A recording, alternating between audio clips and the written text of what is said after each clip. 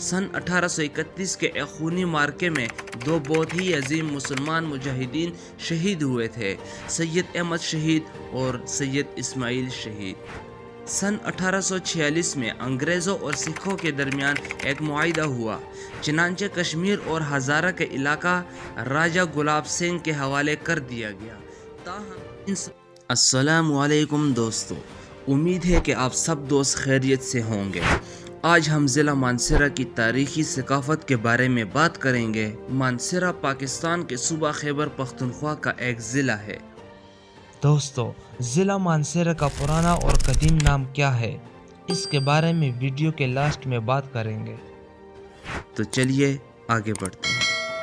یہ ضلع قدرتی خوبصورتی کی وجہ سے پورے پاکستان میں مشہور ہے۔ ناران اور کاغان جیسی خوبصورت وادیاں بھی اسی ضلع میں واقع ہے، جو کہ خوبصورتی میں اپنی مثال آپ ہیں۔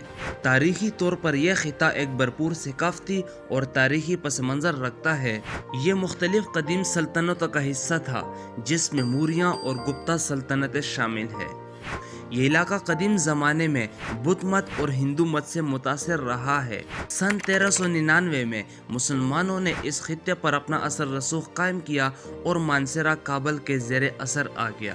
پھر سن 1472 میں شہاب الدین نے اپنی حکومت قائم کی اور گلیباغ کو اپنا کیپٹل بنا دیا۔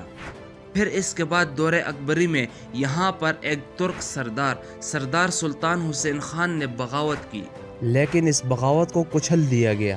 سن 1818 میں سکھوں نے اس علاقے پر اپنا قبضہ جما لیا۔ سن 1831 کے ایک خونی معرکے میں دو بہت ہی عظیم مسلمان مجاہدین شہید ہوئے تھے، سید احمد شہید اور سید اسماعیل شہید۔ سن 1846 میں انگریزوں اور سکھوں کے درمیان ایک معاہدہ ہوا، چنانچہ کشمیر اور ہزارہ کا علاقہ راجہ گلاب سنگھ کے حوالے کر دیا گیا۔ تاہم 3 سال بعد یعنی کہ 1849 میں پورے کا پورا علاقہ برطانوی راج کے زیر اثر آ گیا۔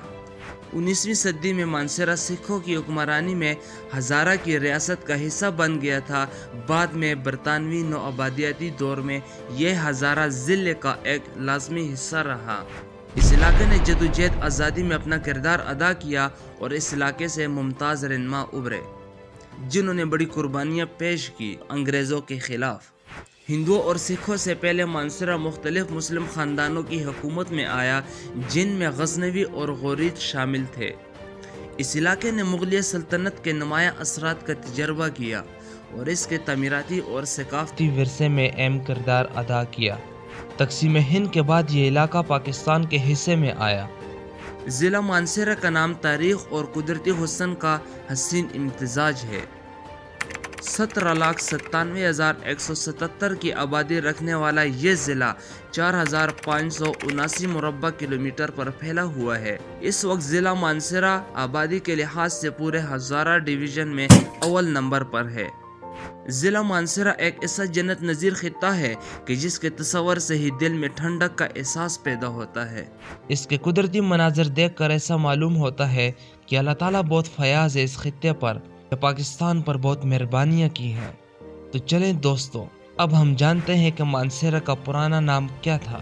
دوستو، ایک سکھ جرنیل تھا مان سنگھ، اس نے یہ ضلع آباد کیا، پھر اسی ضلع میں اس کی حکومت رہی۔